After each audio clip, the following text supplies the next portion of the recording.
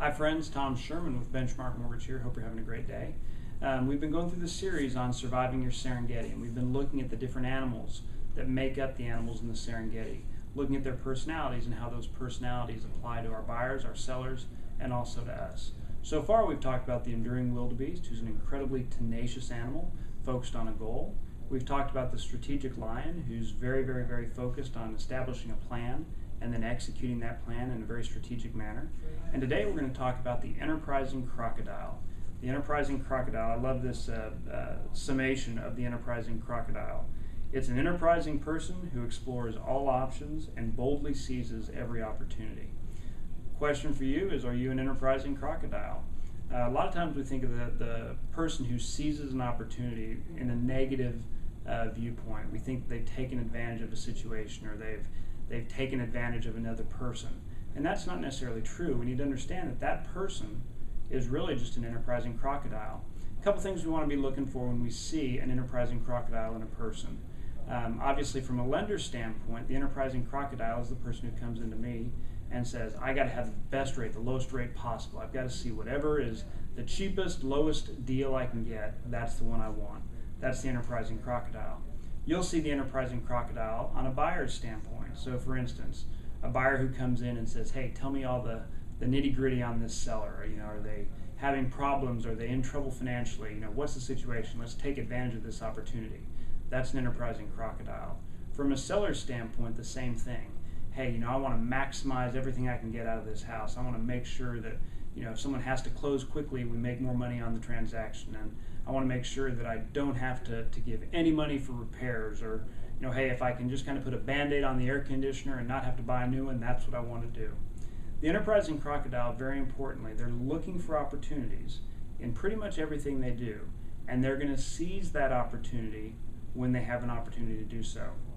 In the book, they talk about the wildebeest crossing the river, and thousands and thousands will be crossing the river at one time, knowing that the enterprising crocodile is on the other side of that river.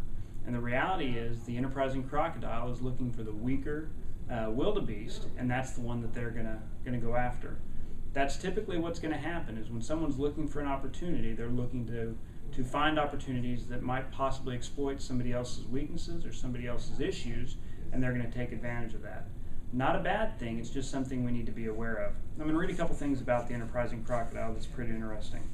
Number one, an enterprising crocodile is able to think outside the box. So for instance, as a seller or buyer who's an enterprising crocodile is negotiating a contract, they're going to be thinking about all different kinds of things. Hey, can we leave the TV here and get a little bit more value, or can we leave my car in the garage and get more value, or all kinds of things. They're going to be looking at different opportunities that are thinking outside the box. They're not black and white, typically black and white individuals.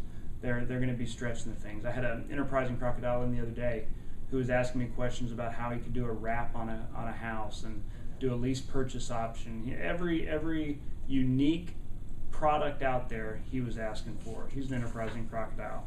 A couple other things we need to look to is an enterprising crocodile is dedicated to advancing both himself and the organization through a clear mission. Very important that an enterprising person is very focused on helping himself as well as his team advance. Very great thing to notice. And for those of us in the mortgage business, those of you in the real estate business, look at the people on your team, and the enterprising crocodile is going to be the one that's going to want to help you achieve more. A couple other things, they're very determined to succeed. As you can imagine, the crocodile is got very short legs. It's kind of a unique shape. It's fast, but it really doesn't survive very well on land, doesn't really survive very well underwater. It's just very unique. But they're very determined to succeed. And when they get their eyes focused on something, they're going to succeed. An enterprising crocodile and an individual is going to do the same thing. They have a tendency to spend a lot of time working alone. Very important when you're dealing with a client who's an enterprising crocodile. If they're wanting to spend a lot of time doing things alone, they want to go off and they want to think about things, they want to focus on things, let them do that. Don't think it's a negative. Just embrace it and work with it. One of the things that's really important is we work with different personalities. So often we look at our clients and we look at our team members and we say, well, if their personality was more like mine, this is how they would respond. And so we treat them as if their personalities are our personality.